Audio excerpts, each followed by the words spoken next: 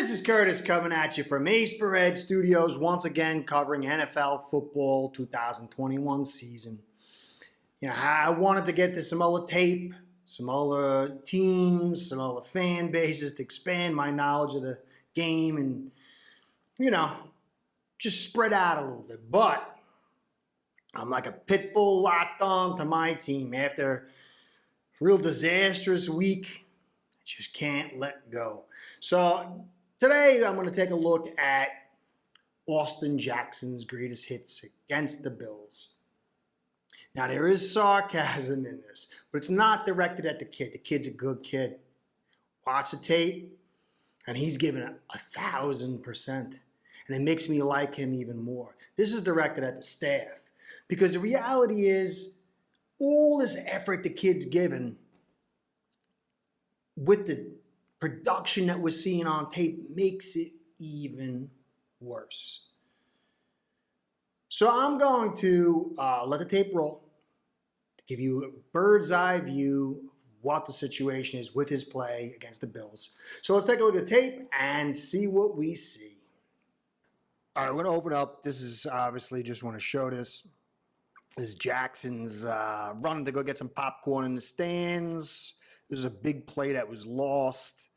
And everybody's pass blocking, but he's running down the field to run block. So he didn't know the play. There's a knockout play. Everyone's obviously focusing on Davis.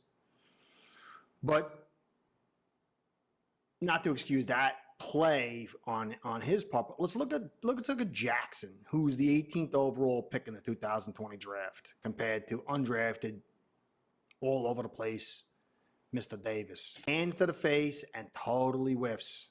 Totally whiffs. 18th overall pick, year 2. Not a bad setup. And good block, but then watch the holding. He held all game. Grabbing him by the back of the pants, by the behind. Dude, he held all game. This is just Jackson's greatest hits. I have a B-side that is as big as this. But, I'm not really going to get into all that. Not necessary after that. He held all game. Pushed aside. This guy's like maybe 100 pounds lighter. Totally brushed aside. The one-hand stab, look at this. Just brushed aside like a child. And that's the thing. He is kind of like a child to these men. All right, so here's another one of his weaknesses. He's got the bull rush, but he's also got the spin. And look, he's holding. He's grabbing. The whole time he's holding. That could have been a penalty right there. That's the thing. The Dolphins won't get these calls, these penalty calls, these holding calls now because it's a blowout. But in a tight game, the refs will save all that up for a key play. Late to the lunch, late off the ball, and then now he just totally misses the guy, the end rushing, misses him. I don't know what he was doubling for. Didn't see the guy like right to his left, like directly to his left. And then he gets bull rushed and thrown to the ground. Quarterback takes a hit. Sets up here, look at the hold. He's hugging the guy. Look at this. He's holding him from the start of the play to the end. That's a penalty. Refs are like, I'm not going to call. This game's over. We'll wait till the Dolphins have a chance to do something. Then we'll call it. Here we go. Look at this. Bull rush by a guy way smaller than just thrown around. 18th overall pick. Again, small dude. Look at him. This guy is just getting driven back.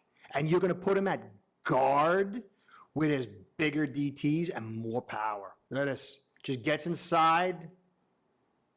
Manhandled. And look, there's the hit. Hit on a quarterback. Another one. Grabbing. Look at him grab on the outside of the jersey. He's grabbing the entire. Look at this. And the ref's not calling it. He's like, this is going to come out at the worst possible time. It's a sign of total desperation. Look at this. Hold. Inside. Just grab the jersey. Hold. There's no technique. There's no technique. No hit. He has no technique. He has no punch, no strength, no nothing. When you take a look at his slide step, look how wide that thing is. And look at his footwork getting bunched up like that. That's why there's no power. Look at him. Totally dominated. And then the hold at the end. Look at the hold. That's a call right there. The ref was going for the flag. I don't know if he called it or not. He's like, screw it. Game over. Let's move on. Look at him. Spin move. Holding, poor drop step, holding through the whole thing. Can't handle the spin move. This is like, dude, this guy is literally 100 pounds lighter. I got to check the weight. At least 75. Look at this one. He's not playing with agility, strength, or technique. Other than that, how is the play, Ms. Lincoln?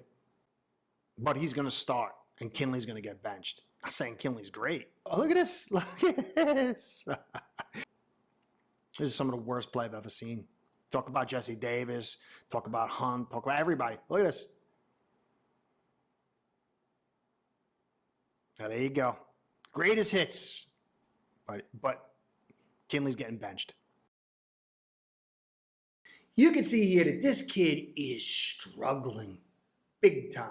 Big time. So you ask yourself, how is the staff putting this kid in?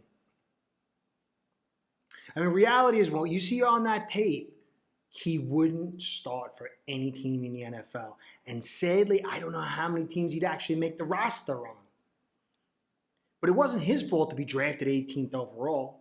Everybody said it was a reach. Everybody knew the kid was super young, underdeveloped, and his technique was raw despite the athletic talents. But the Dolphins thought they were smarter, moved up to get him, forced him into the role, and now he's like a guy that's drowning and he's just trying to stay alive. And it's looking bad. You know, so all you hear this week is we're going to make big changes to fix the protection. All right? They're saying second round Liam Eichenberg might be moved to left guard position and Kinley might get benched. Or they might consider moving Jackson to left guard, which to me is even crazier because, you know, moving him from tackle to guard will eliminate some of those space issues that he's been having. But it's going to put him face to face with 300 to 325 pound men. He can't handle strength now. He was getting beat by 260, 270 pound guys. Manhandled. What's going to happen when he moves inside? Or they're saying, well, maybe we'll slide right tackle Robert Hunt, right guard Robert Hunt to right tackle, and then use Eichenberg as depth at right tackle, and then move Jesse Davis to left guard. Everything except benching Jackson. Ask yourself, look at week 1 against the Patriots. What was the difference between week 1 and week 2? Week 1 wasn't terrible. Tua was pressured 13 times. Mac was pressured 19 times. Between the two of them, it was like 2.05 and 2.07. It was almost equal amounts of pressure. So what was the difference between week 1 and week 2? There was 2 things. One, Jackson wasn't starting. Now, this is not a big reason for the lack of protection. It's a big deal as far as Jackson goes, but in the grand scheme of things, it really isn't. The Patriots did not know what this offense was going to look like. They had 0 tape. Preseason, everybody lies in preseason. Nobody believes any of that stuff. So they had to come in kind of vanilla, trying to play base, trying to figure it out. Bills, though, had a week worth of time to look at the tape, see what this offense was about, see all the weaknesses, and game plan. That's why within the first 5 minutes of the game, the announcer's got his eyes going, what's going on here? All his protection is not being picked up. What's going on? And our team was blitzed and rushed into destruction because they could see what the situation was. They also knew about Jackson. They also knew about the lack of calls. So for me, you can move this guy here, that guy there, and it's not a bad thing. I'm sure it could help a little bit. But in the end, for me, Jackson is the one that needs to get benched the most. And if I see Jackson starting again and he plays like this, I lose all faith in this staff. I mean, this is not even pro level play. How do you start him? So that's it. Thank you for staying to the end. This is Curtis. Please like, comment, and subscribe. Comments mean the most. I'm no guru. I'm not here to tell you what all things football are. I'm here to present my side, my opinion, give you as much tape as I can, stats, analytics, so I can hear your side and my ability to evaluate can improve. You know, it's like back in the day when I was at the bar. You know, you're talking to this guy, you're talking to this person, you're talking to this girl, you all try to talk together to learn about football, having a good time, and you all get to learn more each time you have a conversation. That's what this is for me. It's not guru status. I'm not here to try to attain guru status. So the subs and the likes, that helps our Google overlords with the analytics, and that keeps us in business. I like that too.